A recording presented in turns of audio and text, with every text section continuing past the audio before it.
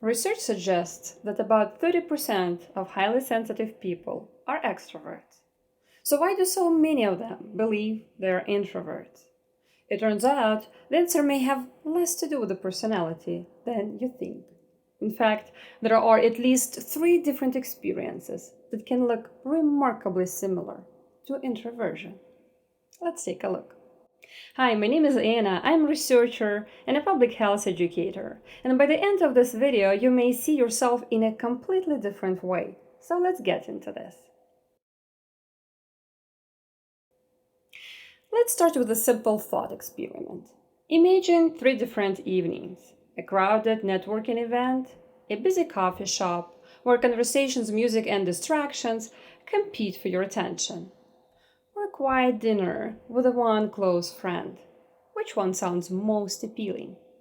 If you chose the last one, that doesn't necessarily mean you're an introvert.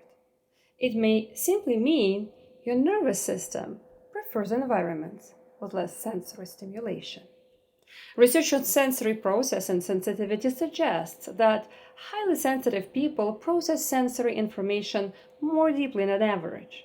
That means busy environments can become mentally demanding much more quickly.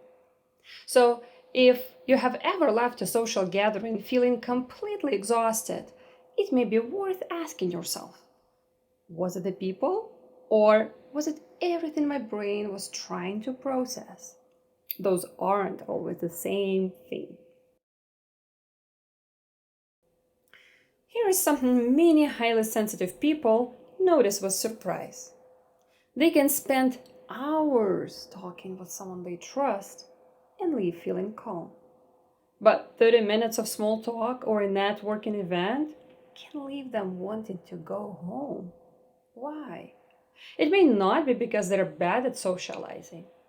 It may be because not all social interactions demand the same amount of mental energy.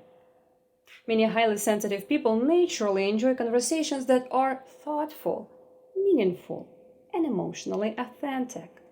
On the other hand, conversations that feel rushed, superficial, or unpredictable can require much more effort. There is one more possibility that's rarely discussed. When you're around other people, are you actually relaxed? Or are you constantly monitoring yourself? Did I say the wrong thing? Am I talking too much? Do they seem uncomfortable? Psychologists call this self-monitoring.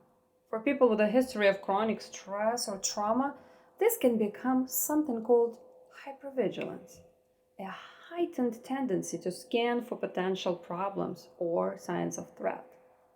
These aren't defining characteristics of high sensitivity, but they can overlap.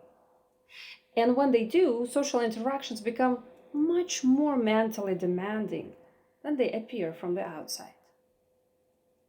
Sometimes it isn't being around people that's exhausting, it's constantly managing yourself while you're with them.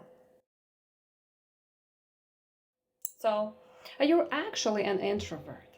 Maybe. Many highly sensitive people truly are. But today's takeaway isn't that you've been using the wrong label. It's that the same behavior can have very different causes.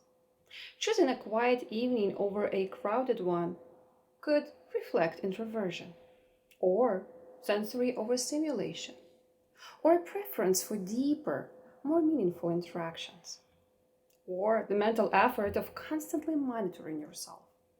From the outside, those behaviors can look almost identical, but understanding why they happen gives you a much clearer picture of yourself.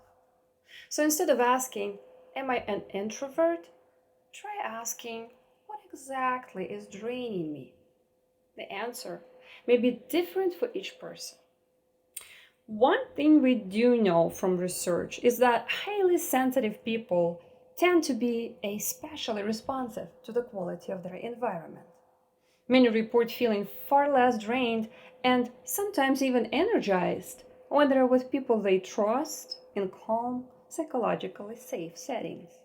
That doesn't necessarily mean they aren't introverts, but it does remind us that the environment matters. So perhaps the goal isn't to find the perfect label, it's to better understand what helps your nervous system function at its best. I'd love to hear from you. Have you always considered yourself an introvert?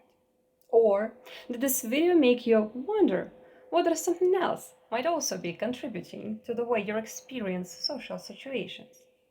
Thank you for being here, and please take good care of yourself.